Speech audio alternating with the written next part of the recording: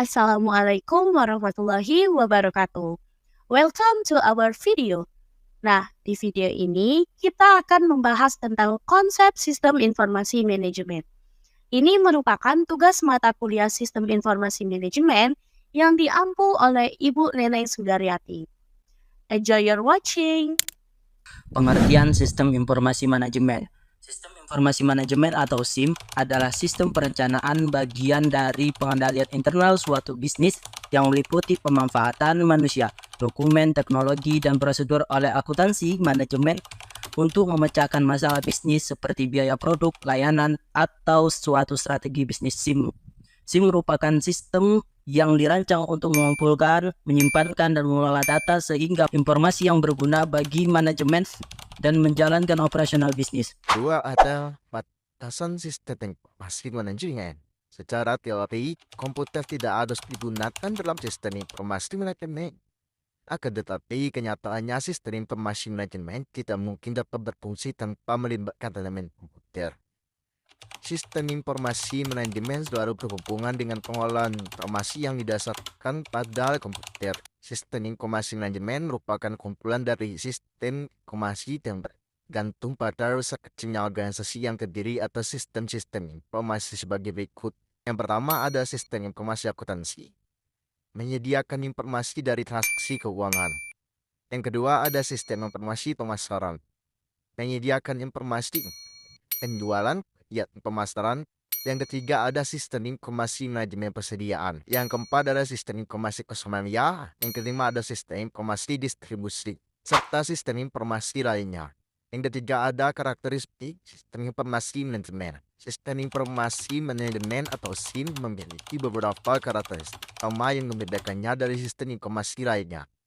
Antara lain, yang pertama ada terstruktur dan terintegrasi. Yang kedua ada berorientasi pada manajemen. Yang ketiga ada bersifat adaptif. Yang keempat ada memproses data menjadi informasi. Dan yang terakhir ada meningkatkan efisiensi dan efektivitas. 4. Fungsi Sistem Informasi Manajemen. SIM memiliki beberapa fungsi utama dalam organisasi. Di antaranya yang pertama, mengelola data dan informasi. Yang kedua, mendukung pengambilan keputusan. Yang ketiga, meningkatkan koordinasi dan komunikasi. Yang keempat, membantu perencanaan strategis. Yang kelima, memonitor dan mengendalikan operasi. Yang kelima, peran SIM dalam organisasi modern. Otomasi proses bisnis, mengurangi intervensi manual dalam pengelolaan data sehingga meningkatkan efisiensi, meningkatkan daya saing.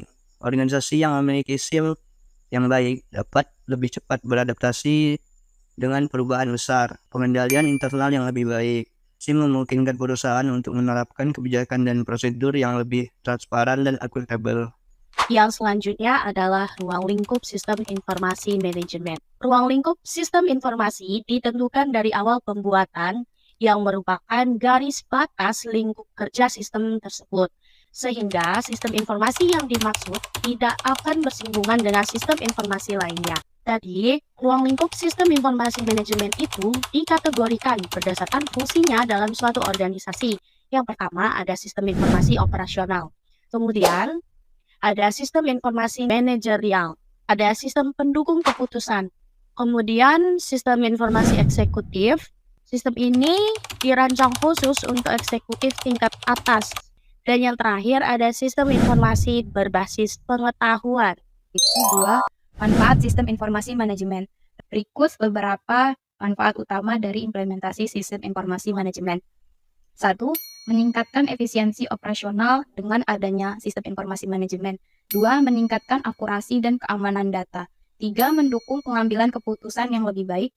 4. Meningkatkan koordinasi antar departemen. 5. Meningkatkan keputusan pelanggan. 6. Mengurangi biaya operasional. 7. Meningkatkan keunggulan kompetitif. C. Komponen sistem informasi manajemen. Yang pertama, ada hardware, kemudian software, database, peopleware, prosedur dan kebijakan, dan yang terakhir ada jaringan dan komunikasi. Adapun komponen tambahan dari sistem informasi manajemen, yaitu 1. Sumber daya jaringan dan komunikasi, yang kedua keamanan dan kontrol sistem, yang ketiga sistem pendukung keputusan, Dan yang keempat, interaksi antar komponen dalam sistem informasi manajemen. Struktur sistem informasi manajemen ada 4. Yang pertama, struktur sentralisasi. Dalam sistem ini, seluruh data dan proses pengolahan informasi dilakukan di satu pusat kendali. Sistem ini banyak digunakan oleh perusahaan besar dengan data yang kompleks. Keunggulannya, pengelolaan lebih mudah dan efisien. Sedangkan kelemahannya, ketergantungan pada pusat data yang tinggi dan risiko tinggi jika terjadi kegagalan sistem. Yang kedua ada struktur desentralisasi. Dalam struktur ini, sistem informasi didistribusikan ke berbagai divisi atau unit bisnis dalam organisasi. Setiap unit memiliki sistem sendiri yang terhubung dalam jaringan. Keunggulannya, lebih fleksibel dalam pengelolaan data dan mengurangi beban pada pusat sistem. Kelemahannya, kesulitan dalam integrasi antar unit, dan potensi duplikasi data yang lebih besar. Struktur terdistribusi. Sistem ini menggabungkan keunggulan dari sistem sentralisasi dan desentralisasi. Keunggulan dari sistem ini yaitu data tetap aman meskipun salah satu sistem mengalami gangguan. Sedangkan kelemahannya, pengelolaan lebih kompleks dan biaya infrastrukturnya lebih tinggi. Dan keempat ada struktur berbasis cloud. Sistem berbasis cloud memungkinkan data dan aplikasi disimpan di server cloud, sehingga dapat diakses dari mana saja melalui internet. Keunggulannya, skalabilitasnya yang tinggi dan biaya awal lebih rendah dibandingkan sistem tradisional. Sedangkan kelemahannya, bergantung pada koneksi internet, isu keamanan, data menjadi perhatian utama.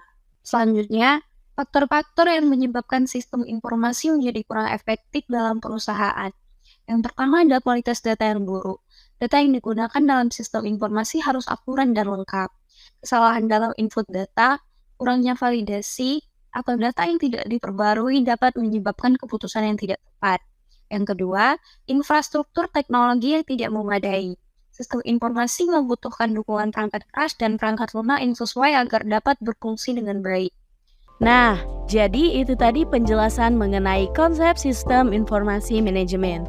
Terima kasih sudah simak videonya sampai akhir.